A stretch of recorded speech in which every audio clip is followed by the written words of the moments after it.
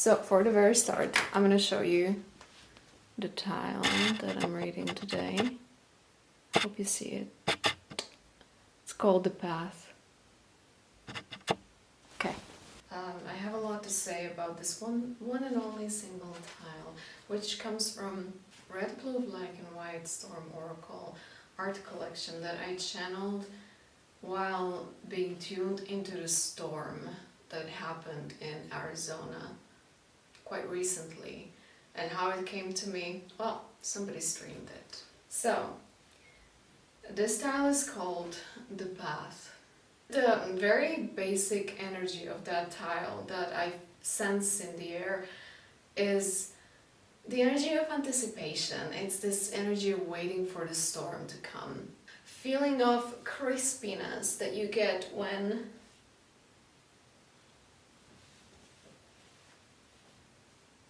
this feeling of crispiness that you get before the storm, when you can smell the storm coming. You can hear it, you can smell it, you can taste it. Can you taste it?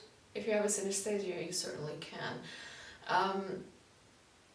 You can see the tension in the air before the storm. And it comes with some sort of readiness. There's this energy of readiness, which tells me that wherever you're going, whether you are already on a path to somewhere or you're just starting, ahead of you, it seems like there's a clear path ahead of you. You know where you're going. You're being guided by your intuition, by your high priestess energy, by your creativity, by your visions, by your life force is just pulling you into that path. But there is a storm on your way, inevitably. You can see the clouds, even if far away from now. You can see that the clouds are getting dark. Very many people in this position would be in the standpoint of, oh, I better not go because it's about to rain, so we better stay safe, seek shelter, find some place where you can get yourself cozy and avoid getting wet. But I'm speaking to somebody who gets, your attitude is not quite like this. Your attitude is more so like, you're not afraid of that storm. You're getting into that storm, but not foolishly, not in a stupid way. It is more so that you go in a quite calculated, prepared, ready, excited, exhilarated, but still present, responsible, aware, alert kind of a way. You're getting into it as if you're a storm chaser. There's so much to learn from storm chasers. Because storm chasers, when they go into a storm, they don't go foolishly simply because they're hungry for adrenaline. They go because they know what they're doing, they know how to do it, they have knowledge, information, they have equipment, they have cars, they know how to use the equipment, they know how to read radars.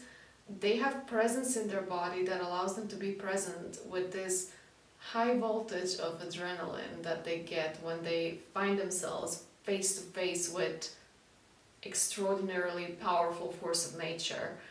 They also have ability to think on their feet and think quickly and make rapid decisions while being presented with this huge energy. They have ability to stay focused, present and concentrated even when they're stressed, and most importantly they have ability to save their own ass if needed. And everything happens very quickly for them.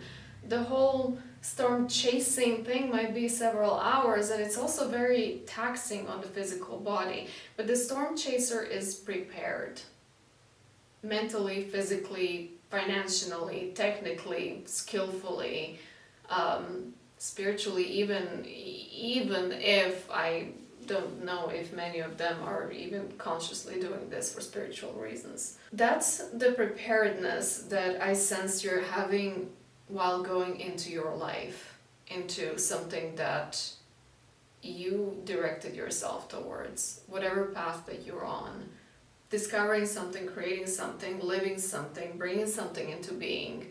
There is this level of, yeah, I can have this, I can do it, I got it. Another energy that I'm getting from this, yes, you need to have yourself prepared. You need to know who are you, what you're about, what do you have in your bag, what do you bring to the table, what are you made of. Like, you need to know yourself, and you need to be able to sculpt yourself if necessary. You need to be able to create yourself and the life that you want.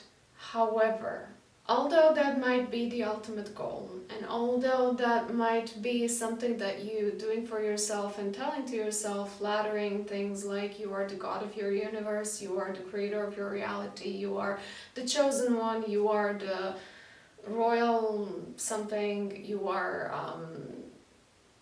universe's favorite, fill in the blank of which specific words are here to pet your ego a little bit. It is important that you have yourself together. It is absolutely important that your mindset is in place. It is absolutely important that you know what you're about to, that you know what you want out of this life. It's absolutely important to the best of your abilities. But this time also reminds you that there are forces in the universe that are inevitably always going to be stronger, bigger, and more powerful than you. And storms are here to show you exactly that. When you come close to a tornado, you're being kind of reminded of your temporary existence and your fragility. And no matter what professional equipment and how many years of experience and how big of a card you have, unless you're in Team Dominator, you can be easily swept away if you find yourself in the wrong place at the wrong time. There is also a sense of awe that comes and kind of like slowly melting your ego as you're standing face to face with one of the most extraordinary supernatural forces of the universe, such as a huge tornado or a hurricane or something like that, something of that power.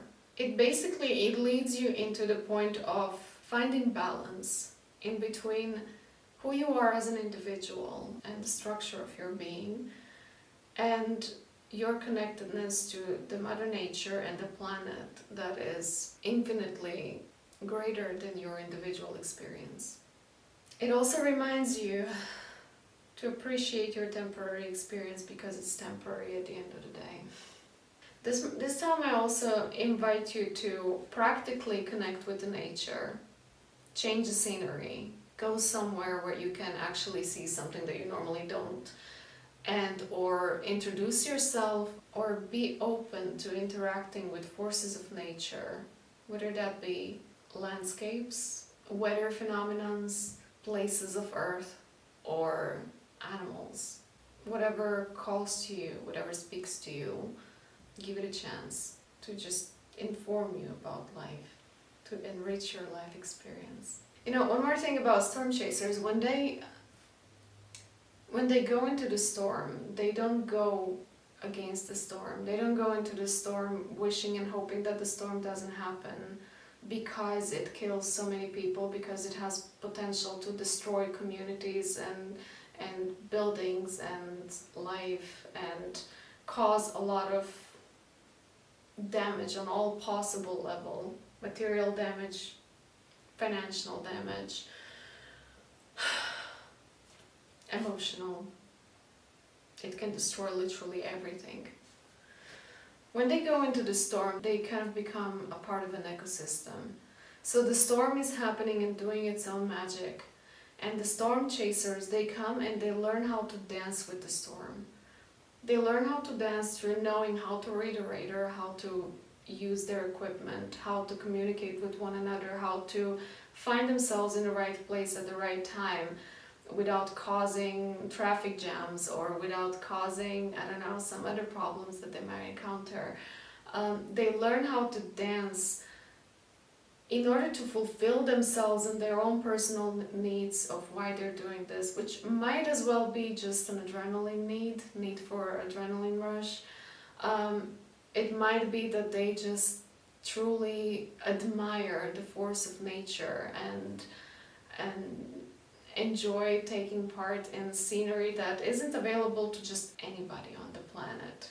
I think you have to be quite lucky to safely encounter a tornado in front of you and enjoy the power of it. But they also, at the same time, they don't fulfill just themselves. They also stream the whole experience for the rest of the planet. So that the tile like this, and the whole collection of the tiles, and the whole oracle with all of its imagery and all of its meanings that I am transmitting here to you can come to existence.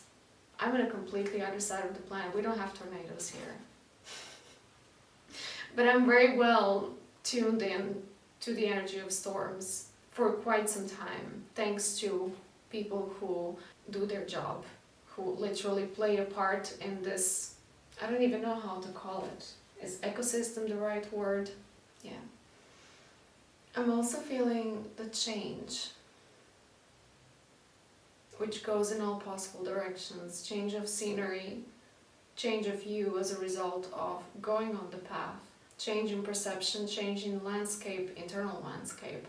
So even if the scenery doesn't change externally, which, you know, if you go to Europe, we have so many autobahns here where you can sit in a car and drive for 8 hours and the scenery is going to be pretty much the same. It's just going to be green meadows out there. But even if the scenery doesn't change, you internally change.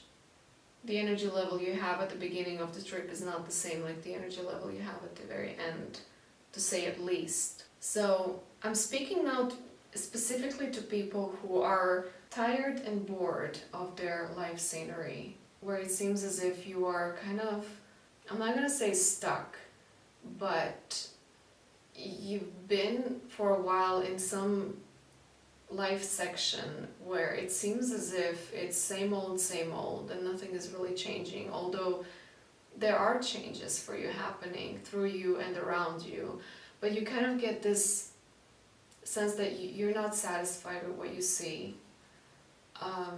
It's temporary. It can change any moment. It might take some years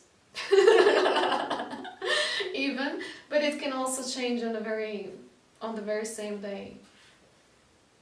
Just like I previously said, life is temporary. There is for sure something to appreciate in the scenery that you have right now. And it can change anytime. Would it be acceptable if I just insert that one thing? Another thing that came out that I noticed as I was channeling this tile, actually this whole collection, when I finished painting this one and I saw that it represents the path, so I named it The Path, and I got reminded of the song called The Path from the band Him, which was my very most favorite band when I was 13 years old. But even though they were my absolutely the most favorite band on the planet at that time, there were songs that I just couldn't listen. There were a few songs, and The Path was one of them, that I was deliberately skipping. I've been removing it from my playlist. I didn't put it on my MP3 player. I just didn't want to hear it because I didn't like it. It doesn't feel right for me to say right now that I hated it, I didn't hate it, but I didn't vibe with them. I just didn't. There were a few songs that I just, nah.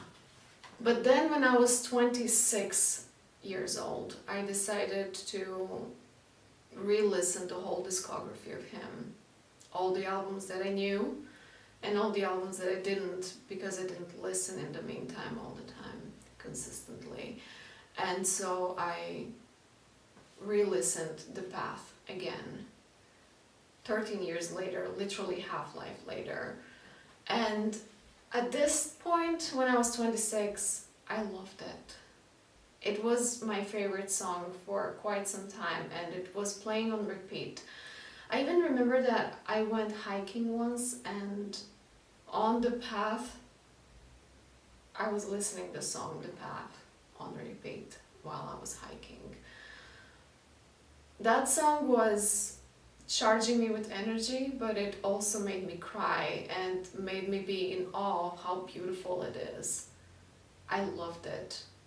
And the insight that I got from then, from being 26 years old, was that for that song and for those few others that I couldn't listen when I was 13, I realized that I only needed to grow up to listen to them and to actually have ears to hear them and eyes to see them and heart to feel them with, and to be able to comprehend them and to see the beauty in them and to connect with them. Even though at that time when I was 26, I didn't even resonate with the song. It was only several years later that I found myself in life's episodes where life got very gloomy and very dark and very lonely and very challenging and very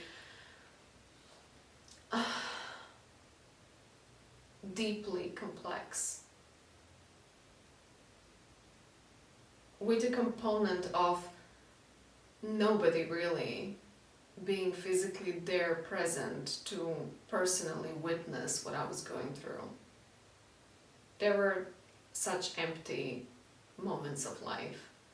And in these moments of life, the song The Path showed up for me in a way that I felt accompanied and understood and even guided by it. It wasn't about whether I like the song or if I don't like it or if I love it or if I hate it. It wasn't about love or hate anymore. It was that song was happening through me and through my life, and my life was happening through that song, and it became an integral part of my experience, and it became kind of woven into my being.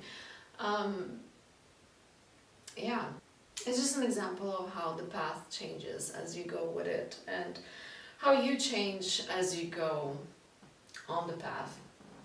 I think that's it for now. If there is anything else that comes out from this tile, I'm gonna keep it for the next future channeling and readings. At this point, I would kindly ask you to consider subscribing to the channel. I would appreciate it so very much. Also, feel free to look at the description box and the links that I put over there in case you need a personal reading or energy portrait or anything else. The Red Bull Black and White Storm Oracle art collection is going to be available at some point when I write the guidebook for it. Thank you for being here.